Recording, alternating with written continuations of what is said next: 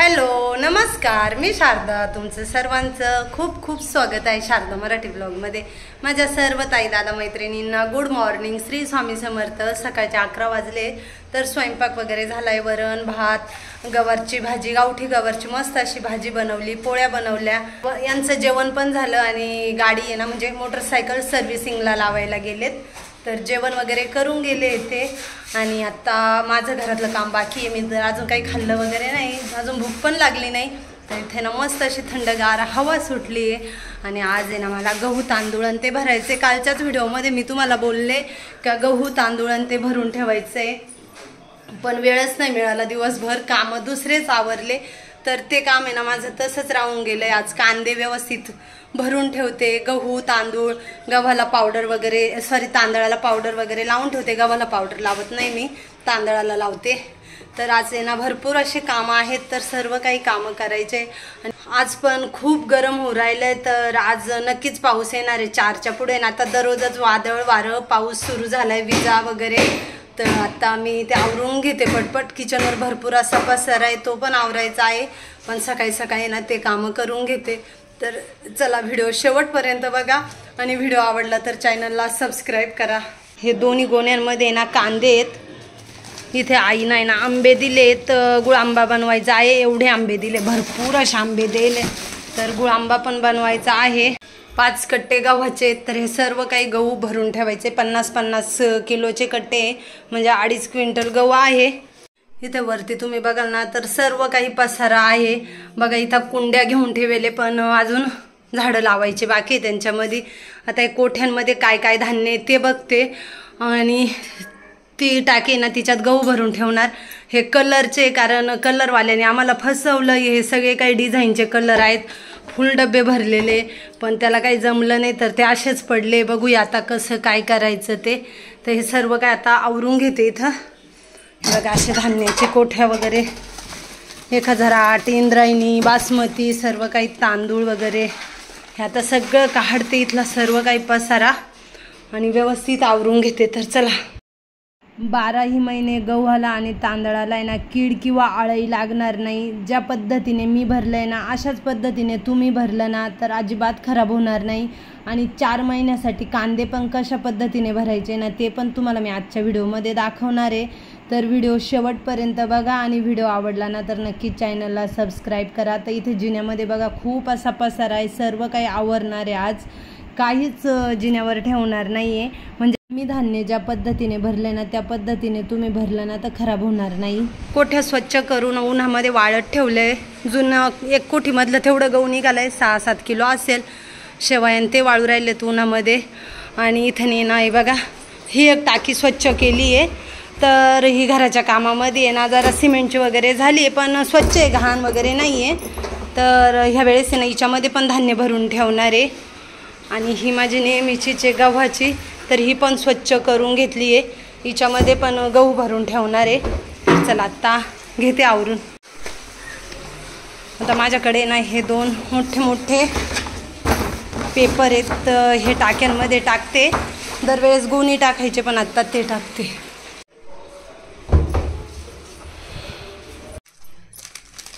गावामध्ये ना ह्या पावडरीच्या पुड्या मी ठेवणार आहे. दरवर्षी ह्याच पुड्या ठेवते, माझे दादाच देतात मला. तर आता हे 2 वर्षाच्या झाल्या आहे. 2-3 वर्ष चालतात आरामशीर, काही प्रॉब्लेम नाही. आणि मागच्या वेळेस ना इंजेक्शन टाकले होते.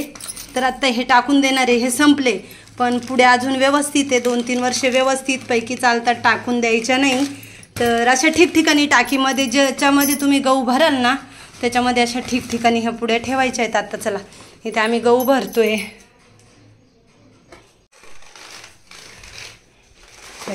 पटकन उसळले.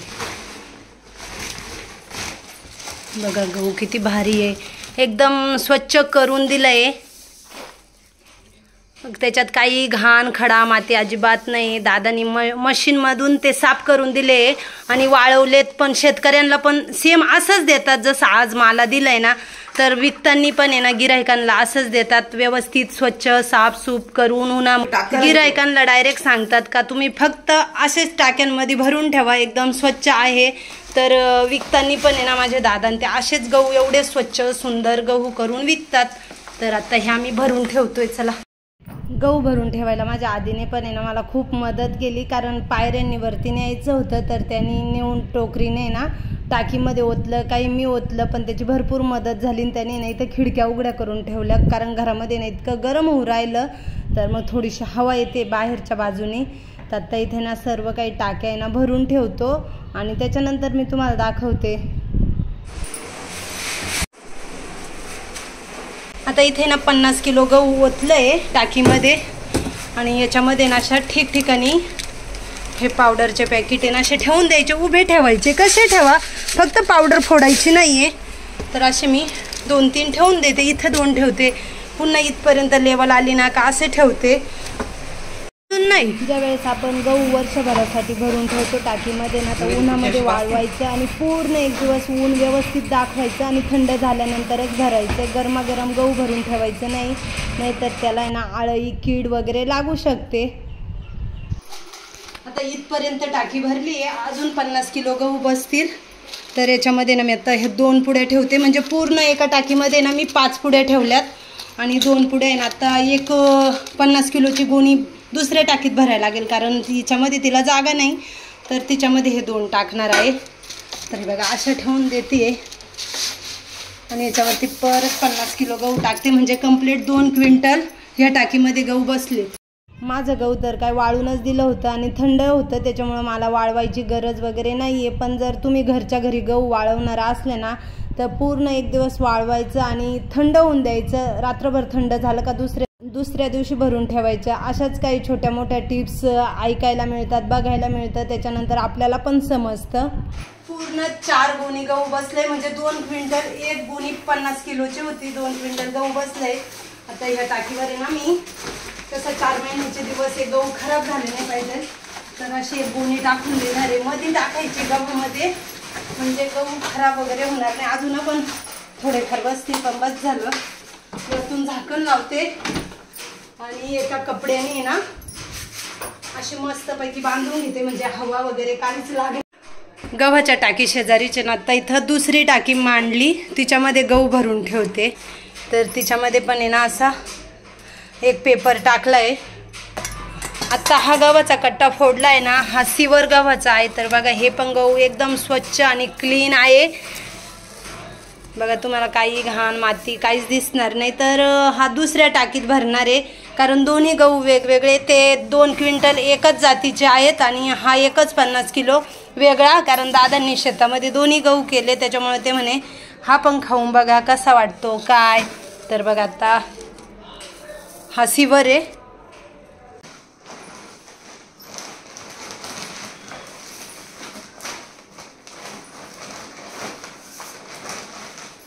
हा इंद्रायणी तांदळाचा कट्टा आहे. तर याला आता मी बोरिंग पावडर लावून ठेवणार आहे. धान्यातली बोरिंग पावडर आहे.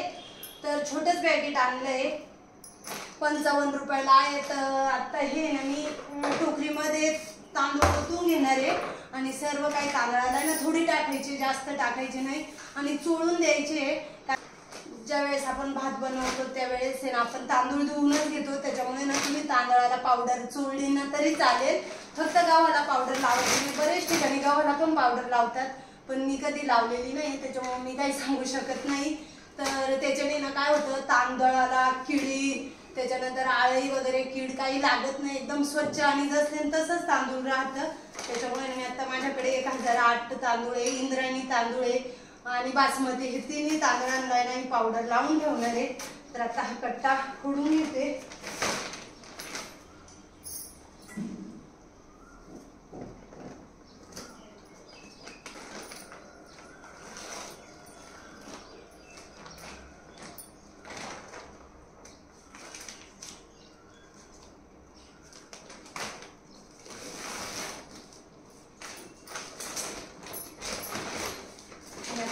इंद्रायणी तांदूळ पण दाखवते.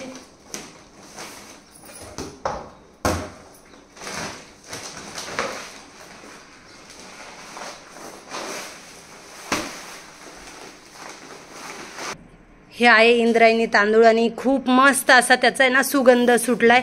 तर बघा किती छान तांदूळ आहे, एकदम मस्त असं आहे ना, घरभर त्याचा सुगंध दरवळू राहिलाय. तर याला आहे ना मी आता ही पावडर लावणार आहे. तर तुम्हाला आहे ना बोरिंग पावडरचं पॅकेट मी दाखवते, 55 रुपयाला भेटलं आहे. आणि असं पॅकेट आहे. तर हे आणायचं मी लहानच आणलं आहे, फक्त मला तांदळालाच लावायचं आहे, त्याच्यामुळं काही जास्तची गरज नव्हती. तर थोडी टाकायची, भरपूर पण टाकायची नाही आहे. तर चला आता मी हे चोळून घेते तांदळाला, त्याच्याने तांदळाला कीड आळी वगैरे काहीच लागत नाही, जसलं तसं तांदूळ राहतं. हे तांदूळ माझ्या वडिलांच्या शेतामधलं आहे, तर भारस्कर राईस मिल हे बघा. आणि एका ताईने पण मला विचारलं होतं, नाशिकची ताई आहे, तर हे माझे दादांचे आणि माझ्या दोन्ही भावांचे फोन नंबर आहेत. तर नाशिकचे भरपूर गिराईक डायरेक्ट मिलवरती जाऊन आणि तांदूळ घेऊन येतात. कोणाला जायचं असेल तर तुम्ही पण जाऊ शकतात, ते काही हरकत नाही. तर आत्ता चला मी मस्त असं तांदळाला पावडर चोळून ठेवते. इकडे सर्व काही काढलं होतं, हळूहळू सरकत मी चालले किचनकडे.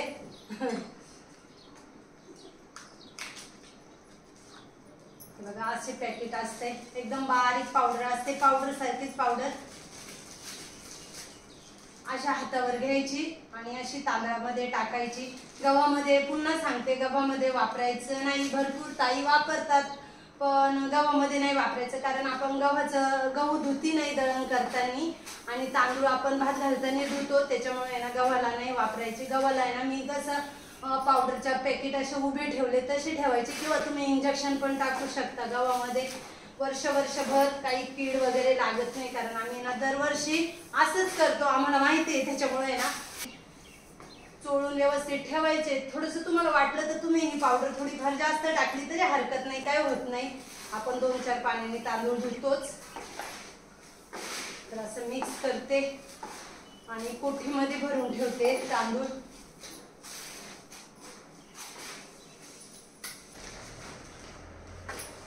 गोणीमध्ये भरून ठेवते, म्हणजे कसं चांगलं राहतील.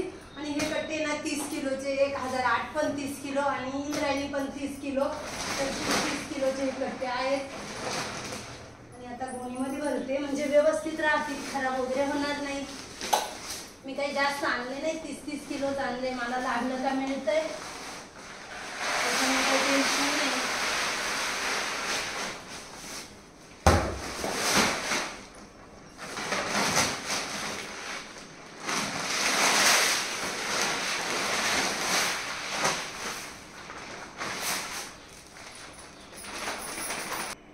हे तांदूळ 1008 म्हणजे जिरा तांदूळ आहे. बघा इथं ती गोणी ही आहे 1008 जिराची. तर याला पण आहे ना मी आता पावडर लावून ठेवणार आहे आणि व्यवस्थित चोळून ठेवायचे.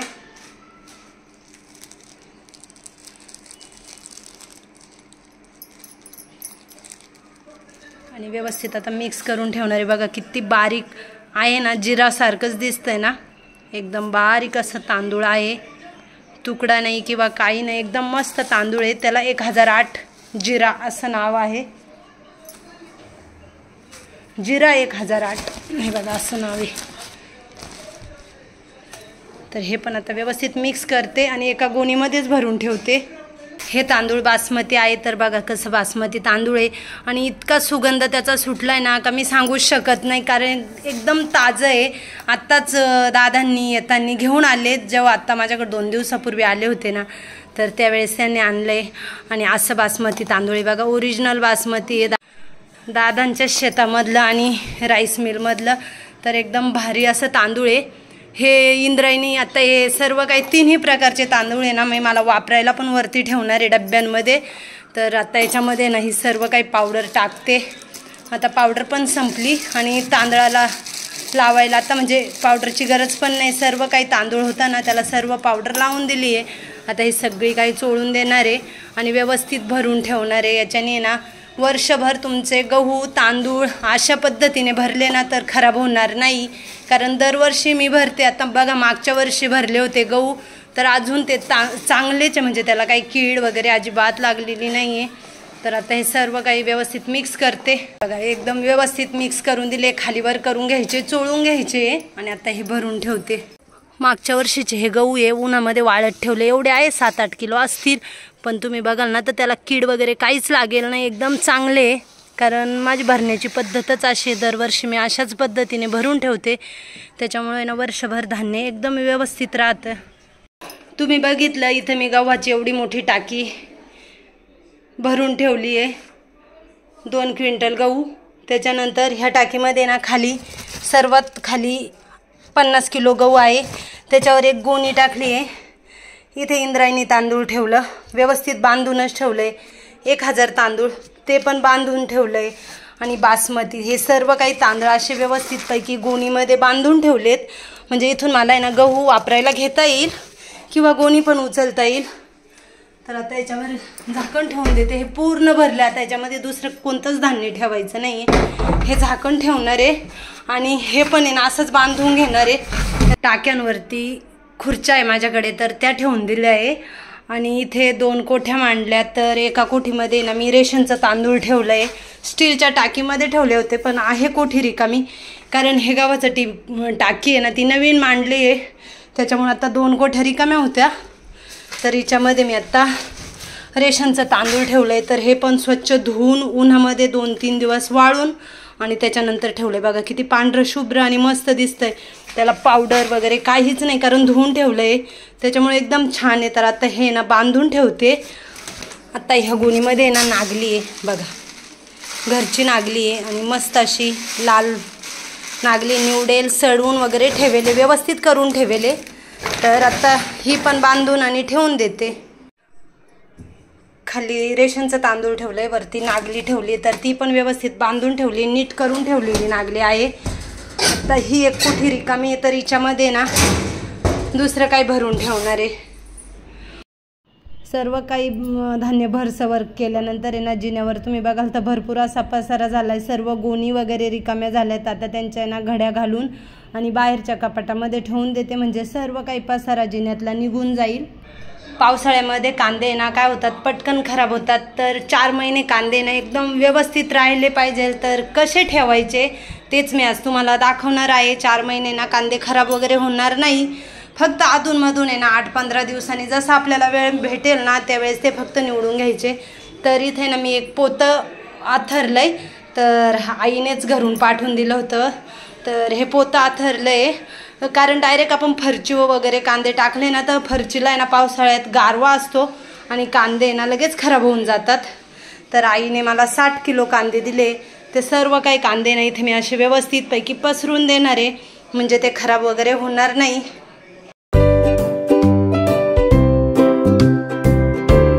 आईने कांदे दिलेत तर एकदम साफ वगैरे करून दिले, पण आता गोणीतून काढायचे ना मग डायरेक्ट असेच टोकरीमध्ये ओतायचे. तर मग व्यवस्थित निवडून ठेवते, म्हणजे एक हात कसं निवडल्या पण जातील, म्हणजे 8-15 दिवस आहे ना ताणच नाही राहणार निवडायचा. तसंच ओतलं ना तर एखादा अर्धा कांदा खराब पण असू शकतो. तर व्यवस्थित निवडून आणि तिथे वरती ठेवून देते. आणि जिना बघा किती खराब झाला आहे, खूप असा पसारा आहे. अजून फरची पण पुसायची आहे, तर फरची पुसून घ्यायचे. भरपूर असे काम आहे. वरची बाजू झाडून घेतली आहे आणि इथे जिन्यामध्येच कांदे ठेवलेत. तर व्यवस्थित असे कांदे ठेवून देते, सर्व काही आवरून घेते. म्हणजे ना 12 महिन्याचं 4 महिन्याचे माझे सर्व काही कामं आजच्या दिवसात आवरून झाले. तर दिवसभर पूर्ण असं काम केलं, म्हणजे आज दिवसभर आहे ना अक्षरशः मी बसेलच नाही, पूर्ण दिवस कामात गेला आहे.